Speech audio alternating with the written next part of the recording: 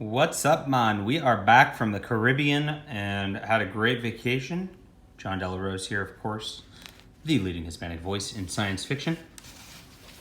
Coming at you with a surprise review because I made a mistake and put my library of epic collections in my office, and then I went home and I realized, oh, I didn't pack any epic collections to read on my vacation, which was a pretty painful experience. However, I found one book in my garage, which I forgot I had, Tarzan, The Complete Joe Kubert Years. And this goes over his excellent... Ooh, I just screwed the cover. That's great. Just bend it back. That's great. And this goes over his Tarzan stuff from the 70s. It doesn't actually list the table of contents of issues in here, I don't think. But it's got a complete run of from 207, which is where this started, and I didn't really follow any of the Tarzan stuff, so I don't know anything that came before this or anything that came after this. And it goes to 235, so a good few years there. And there's one issue in between where it looks like he took a break and he just did the cover while somebody else did the interiors on that. And this is a collection from Dark Horse that just goes over this, and I enjoyed it. So what's interesting is just the way they label stuff. They put first issue really big, and they put number 207 right there. So it's a reboot. I guess this is a reboot before you just rebooted with number ones all the time. I have no idea why they would put 207 and continue that. I don't know. Maybe they like the tradition of doing it, but it's got some great introductions. Apparently there are trade paperbacks of all of this, and Joe Kubert wrote a introduction to each one of those. So we get these little essays every like 10 issues or so. I think there's 3 of them in the book, and that was fun to read, just kind of his process and how he came upon the Tarzan book. Just a huge Tarzan fan. And what happens is we're doing like the story within the story. We got this beautiful blonde lady, and his art really is what sells this. I mean, he is one of the masters of art in history, as we know. Just look at the beautiful feminine face. Look at the lush jungle backgrounds here. Just does a lot with storytelling. Just look at there's just a couple lines, but those birds in the background. I mean, just look at it. Looks like if you break the mystique of comics real quick, that's just like it's a little bit of a line, but it just gives the hint of the bird flying. And because it's in the background, you don't focus on it, and it just gives you a better picture. And that's the beauty of comics, is that you don't need to overly detail everything. This is kind of what your peripheral vision would think of birds, and it gives the illusion that the birds are there. Look these shadows giving the illusions of the monkeys and the trees. Just good stuff like that is what makes comics really flow. So you can just keep reading and enjoy the story while going through the art. And that is what his school really. He has an art school, if anybody doesn't know, and it's one of the most famous ones. That, a lot of Marvel Comics artists go there. A lot of DC Comics artists go there, and it just teaches you how to draw in this style that is good for just speed of putting out books, and also good for just this like sort of illusion based situation where you can just go from panel to panel and just enjoy the story. And he is the master of that, of course. And so they start to tell the origin of Tarzan, the man as they call it, and they go back and in these first 5 issues really just go through the original Edgar Rice Burroughs Tarzan book, which I read a couple years ago, and so I remember it pretty good, and it faithfully adapts this into comics. If you're just interested in that, this is a great way to enjoy that. I actually kind of like this version of storytelling of Tarzan better than the original books. I hear the books get better as they go along. I couldn't actually get through the second one, which I'll get to when we get to that part of the book, but in comics visual form, it really gives a sense of movement to Tarzan, a sense of action to Tarzan that you don't get otherwise. I mean, look at this big cat on him right here. You get this every issue. Tarzan's always fighting a lion every single issue in this book. But the first it just goes through his story where he, his parents crashed on this island or whatever, were left there, eventually died, and so he was raised by apes and eventually then became Tarzan, stronger than any man because he was trained by the apes. Can talk to the apes also, and some beautiful, look, this 9-panel work where he's fighting the ape here. No dialogue, right? Just boom, boom, boom, boom, boom, boom, boom. Just really, really good sense of action. Beautiful, beautiful faces there. Really well done. And he meets this girl, Jane Porter, who shows up, who you see right here. That's another blonde girl. Not to be confused with the blonde girl who's like telling the story. You just see the femininity right there and the masculinity right there. It just makes this is just a wonderful panel.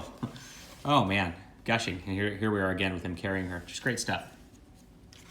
And this is the girl who's in the jungle. She's searching for her lost father and hoping that this Tarzan can find him while they're going over this backstory. And that goes 5 issues.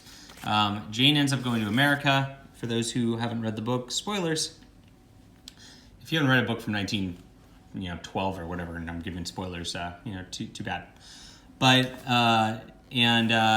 she ends up just having to return to, I think it was Baltimore.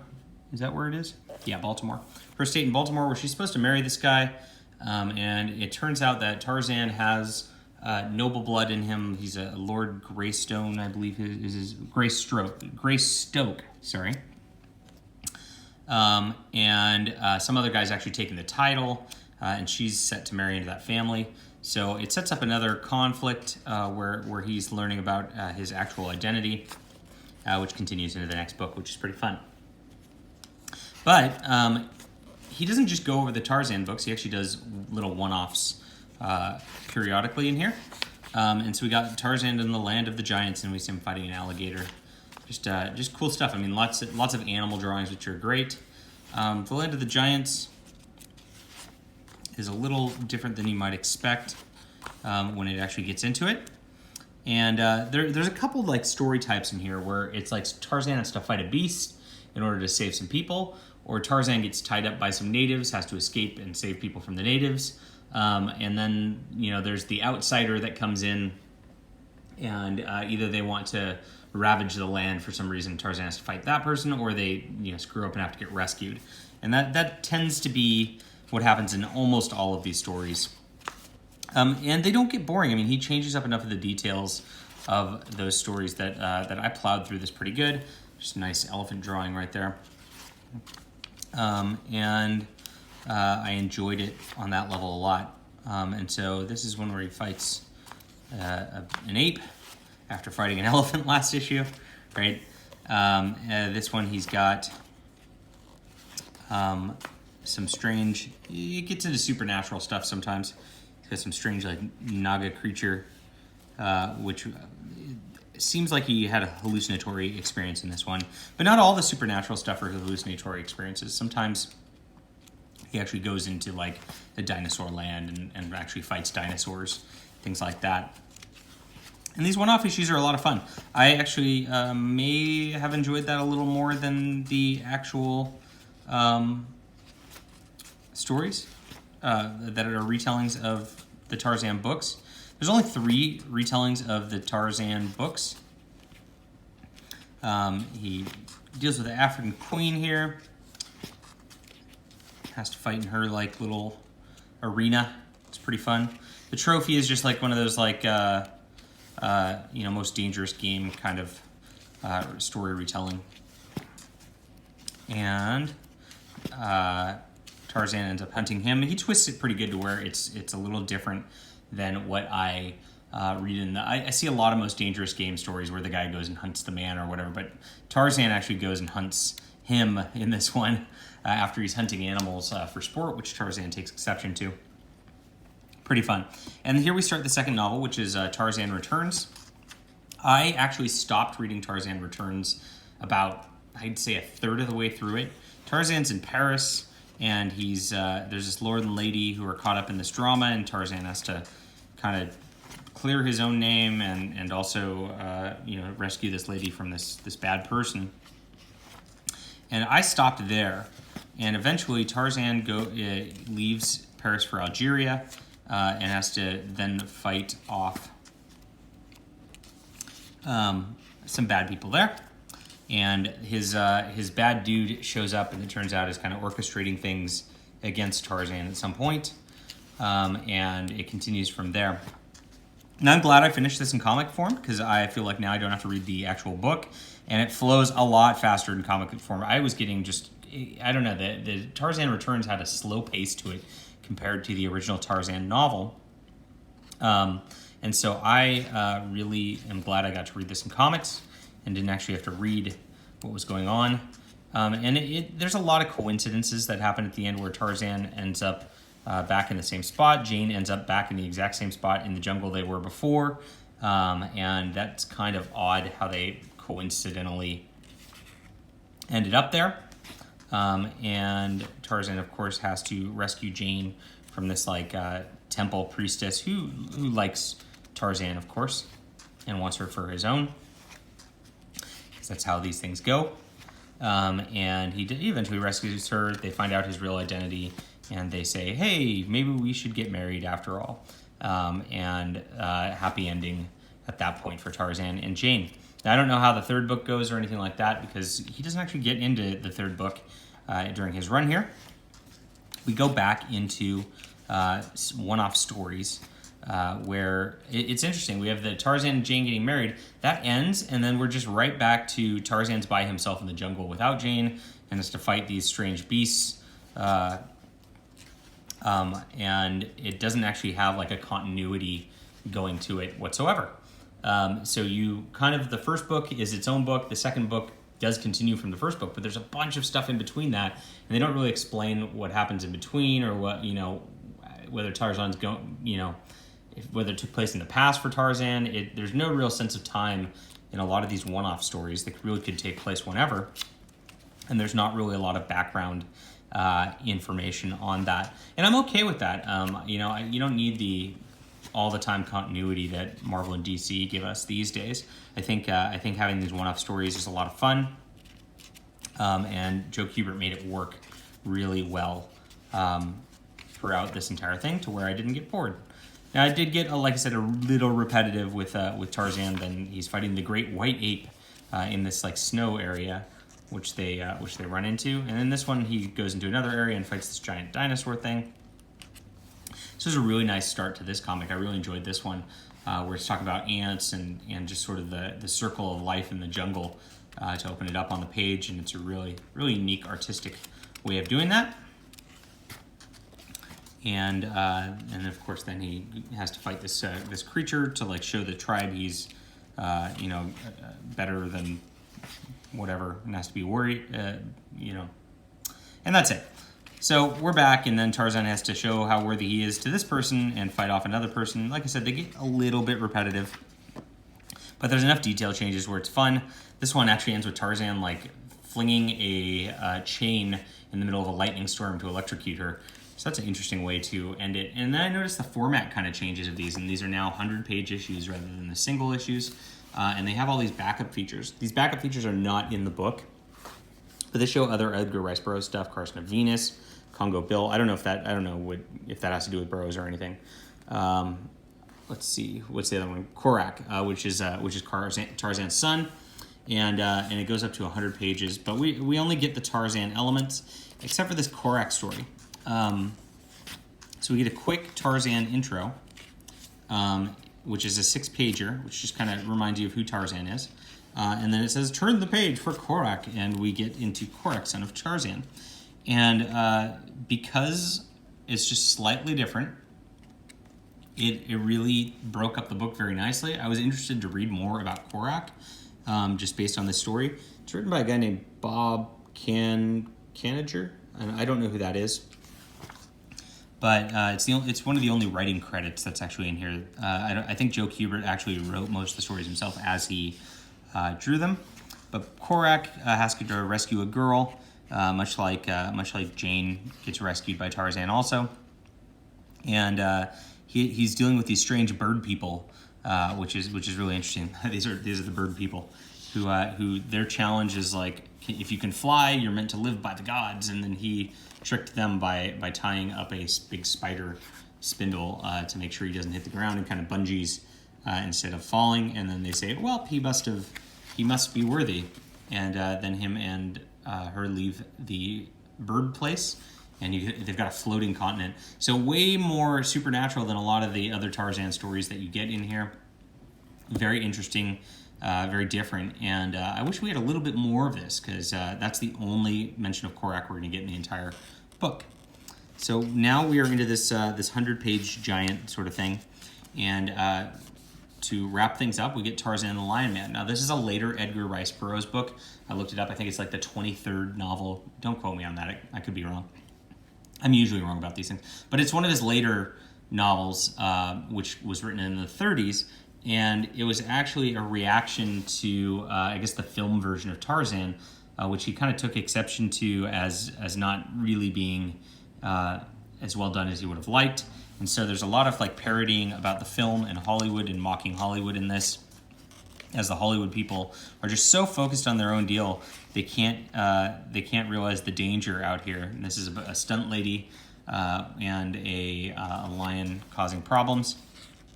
She gets captured by some apes, and this has a cool story. I wish, I want to read this novel, I think. It's got like a mad scientist who goes out, and he has made apes smart. And these smart apes are living in the city, and he's acting like a god to them. And he captures the Hollywood people, and Tarzan has to go back and of course rescue them, stop the guy from being crazy. Look at his he's genetically modified himself to be part ape and all that. The ape god, there it is, yeah. And ends up burning down the city, and then Tarzan goes into the jungle where there's genetically modified humans who have been changed to be more like apes, and he has to fight them off also. And eventually he does, and the ape woman, then says she's Tarzan's because he has won her in combat, and starts to help them to rescue the Hollywood film crew, get them out of there. And the Hollywood film crew just keeps filming, and filming the actual Tarzan, who is more noble and brave than the guy who's portraying the Tarzan guy, who ends up dying. And there's a commentary at the end.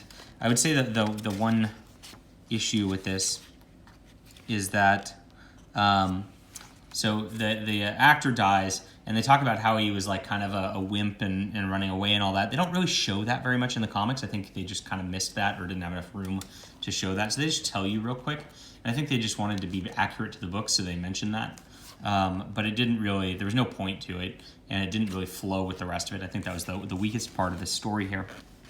But I enjoyed it. This was more fun than Tarzan Returns, and it makes me want to read the later Tarzan books, see if they got a little better. And that's it. After that, we have one issue left, I believe. Was it one issue or two issues? One issue. One issue left where we have another plane crashing in the area, and Tarzan has to rescue them. The twist on this one is it turns out they falsified this rescue and are sending Tarzan there to try to get power. They end up with these weird lizard people, and Tarzan fights a giant sea dragon. It gets a little wild in this one. It's pretty fun. And the twist is that they are really bad, and we're trying to get ultimate immortality power from some herb in the jungle, and it turns them into lizard people when they take it. And Tarzan's like, ha.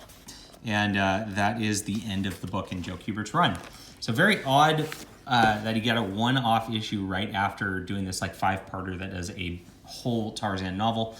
But very enjoyable. That last issue was good. I think he got a different inker at that point because the ink lines are a little more over. If you look back here, the ink lines are a little more overstated, and the pencils look a little rougher than some of the stuff earlier in the book. Nobody's credited though, so there's only a couple instances where people are credited. So I'm not sure who writes every single story. I think it's mostly Joe Kubert, and like I said, I think his inker is somebody different at the end of the book who I didn't like quite as much as I liked from the earlier stuff. But that was fun. that's all you can ask for out of a comic. These are just rip-roaring adventures, and it's, you know, if you're interested at all in Tarzan, this gives you a great idea of who the character is. You don't really need much more than this, and it's a 600-page giant that is well worth having as like an omnibus if you're into classic comics. So I enjoyed it. I'd say this is a solid 8 out of 10 all the way around. Like I said, it gets a little repetitive in points. You can kind of start skimming over some of those one-off stories in the middle. But beyond that, it's a great book, and it really shows the art of drawing classic comics, just from the artist's perspective, and just how the forms are meant to be done, and how the motion lines really give this great illusion of story that just keeps your eye rolling through the page quickly so you can enjoy a story.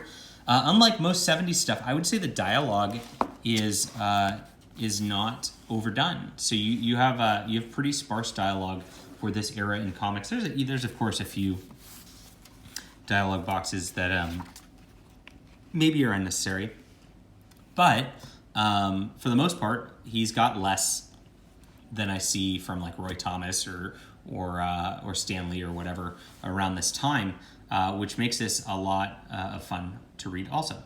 So that's it for my review. If you like it, hit the like button, hit the subscribe button. We're talking classic comics here. We're having fun. I still got a couple epic collections in the pipeline. I've got Master of Kung Fu Volume 1 and Amazing Spider-Man Maximum Carnage to read and review this week. Oh, I've already read them, so I should mention that. Read them before I left. And then I've got a book. I read Warhammer Age of Sigmar Warcry anthology, so I'll be putting that up fairly shortly also. If you enjoy classic books, let me know what you're reading. Say hi in the comments. Love to hear from everybody, and I will be back soon.